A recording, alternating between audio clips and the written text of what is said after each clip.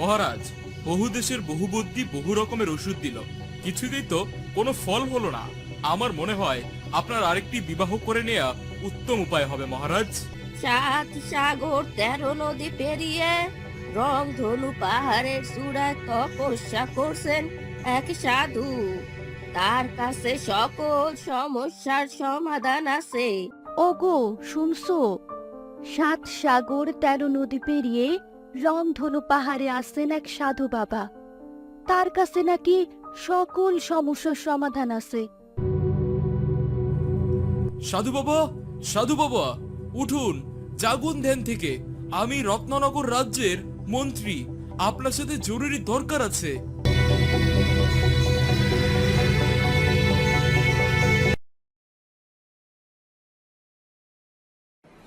মন্ত্রী এবং তার সঙ্গী সাথীরা সাধু বাবার ক্রোধের আগুনে বিড়াল হয়ে মিউ মিউ করতে লাগলো।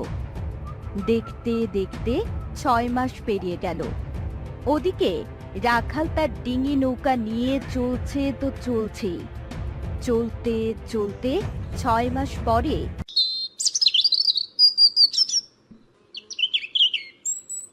রাখাল 7 সাগর 13 নদী পেরিয়ে রাখাল পৌঁছল রংধনু পাহাড়ের পাদদেশে।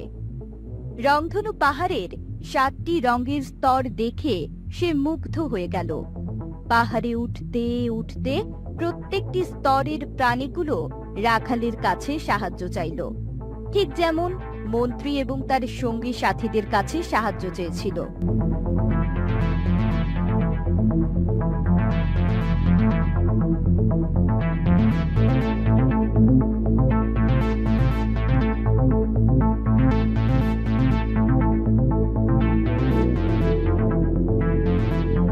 রাখাল ব্যাঙ, গিরগিটি, পেঁচা, বিড়াল, পুঁটি মাছ, মাকড়সা এবং হরিণের সমস্যার কথা শুনে তাদের সবাইকে সাহায্য করল।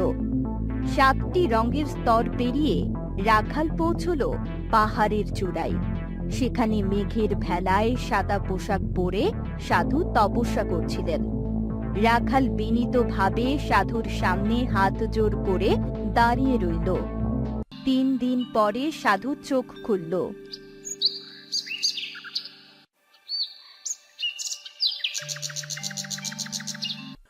কে তুই বৎস? এই দুর্গম পাহাড়ে আমার কাছে কেন এসেছিস? আমি আমি রত্ননগর রাজ্যের এক গরিব রাখাল সাধু বাবা। জীবনের বড় একটা সমস্যার সমাধান পাবার আশায় আপনার কাছে এসেছি। কি সমস্যা বৎস? আমাকে বলে ফেলো।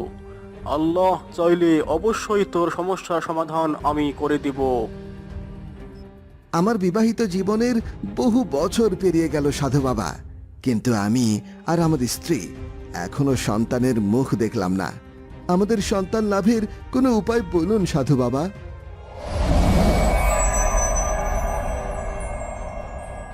এই নে বৎস, পাতা ফল। এই ফল যত্ন করে নিয়ে গিয়ে তোর স্ত্রীকে খাইয়ে দিবি। আল্লাহ চাইলে অবশ্যই তোর ঘরে সুসন্তান আসবে। সাধু বাবার জয় হোক, সাধু বাবার জয় হোক। আমি আপনার উপর চিরঋণী থাকবো সাধু বাবা। আপনার দয়ার শেষ নেই। আপনি মহাপুরুষ সাধু বাবা।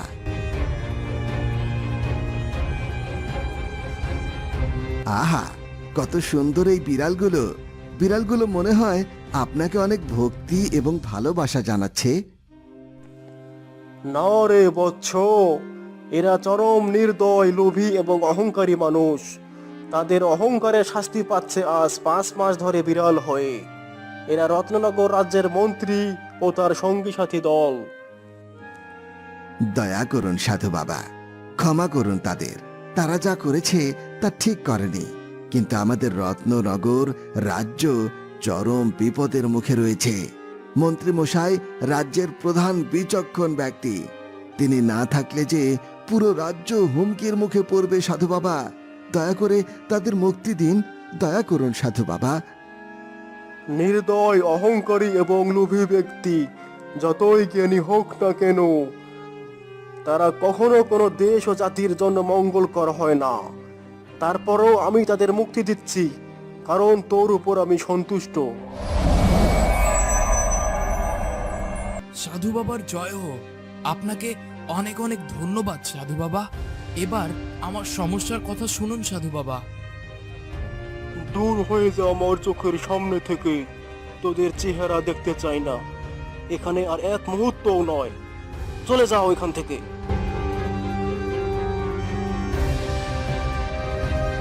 এখন তুইও চলে যা রাখাল, আমি আবারও ধ্যানে মগ্ন হব। নির্দয়, লোভী এবং অহংকারী মানুষের কাছ থেকে সবসময় দূরে থাকবি।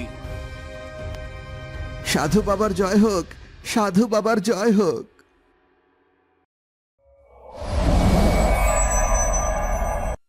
কে আপনি কন্যা? আপনি কি কোনো জাদুকর? আমায় এখান থেকে যেতে দিন, আমি আপনার কোনো ক্ষতি করিনি। ভয় পেও না রাখাল, আমি লালের পরী। পৃথিবীর সমস্ত লাল রঙের মধ্যে আমার বসবাস। আমি মায়া, মমতা এবং ভালোবাসার প্রতীক। তোমার পাহাড়ে ওঠার সময় আমি হরিণের রূপ ধরে তোমায় পরীক্ষা করেছিলাম। আমি তোমার উপর সন্তুষ্ট। তুমি শীঘ্রই সন্তান লাভ করতে চলেছ। তোমার সন্তানদের হৃদয় মায়া, মমতা এবং ভালোবাসায় পরিপূর্ণ হোক, এই আশীর্বাদ দিলাম। আপনাকে অসংখ্য ধন্যবাদ লালপরি, আপনার উপর চিরকৃতজ্ঞ রইব। এবার এবার আমি চলি।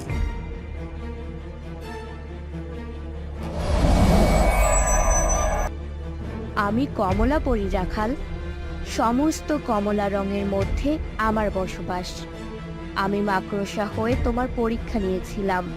তুমি অনেক ভালো মানুষ। আমি তোমার অনাগত সন্তানকে আশীর্বাদ করছি। তার হৃদয় সব সময় উষার মতো আলোতে পরিপূর্ণ থাকবে। আপনাকে অসংখ্য ধন্যবাদ। আমার সন্তানকে আশীর্বাদ করার জন্য আমি আমি আপনার উপর চিরকৃতজ্ঞ রইলাম পরি।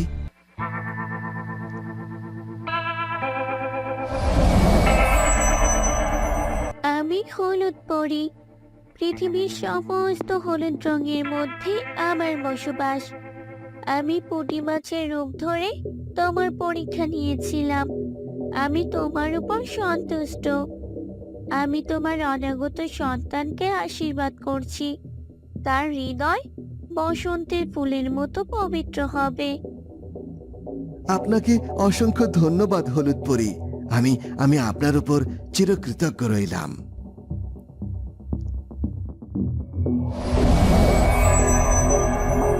আমি সবুজ পরি। পৃথিবীর সমস্ত সবুজ রঙের মধ্যে আমার বসবাস। আমি তোমাকে বিড়ালের রূপ ধরে তোমার পরীক্ষা নিয়েছিলাম। তুমি অনেক ভালো মানুষ। আমি তোমার সন্তানকে আশীর্বাদ করছি। পৃথিবীর মতন সজীব এবং স্বচ্ছ হবে তার হৃদয়। এমন সন্তানের পিতা হয়ে আমি অনেক গর্বিত হব সবুজ পরি। আপনাকে আপনাকে অসংখ্য ধন্যবাদ জানাই।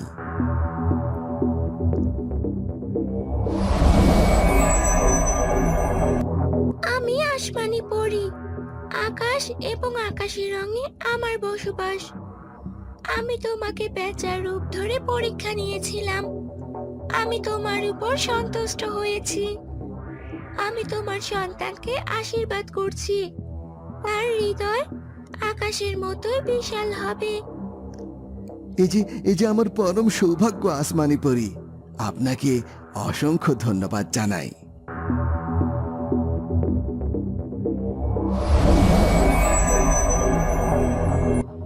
আমি নীল পরি। সমুদ্র এবং সমস্ত নীল রঙের মধ্যে আমার বসবাস। আমি গিরগিটি রূপে তোমাকে পরীক্ষা করেছিলাম। তোমার হৃদয় অনেক কোমল। আমি আশীর্বাদ করছি, তোমার সন্তানদের হৃদয় সাগরের মতোই উদার হবে। এ আপনার পরম অনুগ্রহ নীলপরি। আমি আপনার উপর চিরকৃতজ্ঞ রইলাম।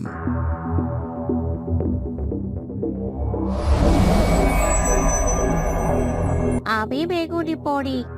সমস্ত বেগুনি রঙে আমার বসবাস। আমি তোমাকে ব্যাঙের রূপ ধরে পরীক্ষা দিয়ে সন্তুষ্ট হয়েছি। আমি তোমার সন্তানকে আশীর্বাদ করছি। তার হৃদয়ে কখনো কোনো অশুভ শক্তি প্রবেশ করতে পারবে না। পৃথিবীতে আসার আগেই আমার সন্তান এত ভালোবাসা পেল, তা দেখে আমি আনন্দে আপ্লুত। আমি আপনাকে অসংখ্য ধন্যবাদ জানাই। আমি সকল পরীর উপর চিরকৃতজ্ঞ রইব।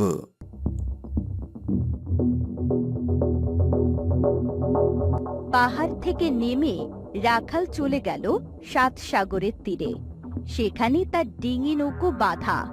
মন্ত্রীরাও তাদের জাহাজের পাশে দাঁড়িয়ে আছে। রাখালকে দেখে মন্ত্রী বলল, ওহে রাখাল, তোমাকে সঙ্গে করে না এনে আমরা চরম ভুল করেছি। তুমি সাধু বাবার কাছে সুপারিশ করে বিড়াল রূপ থেকে আমাদের মুক্তি দিয়েছ। আমি তোমার উপর চির ঋণী হয়ে গেলাম। তুমি আমাদের সঙ্গে জাহাজে করে রাজ্যে ফিরে চলো। আপনি আপনি আমাদের রাজ্যের একজন জ্ঞানী ব্যক্তি এবং শক্তিমান যোদ্ধা। আপনাকে সাহায্য করা মানে রাজ্যের সাহায্য করা। এটা তো আমার দায়িত্ব, মন্ত্রী মশাই।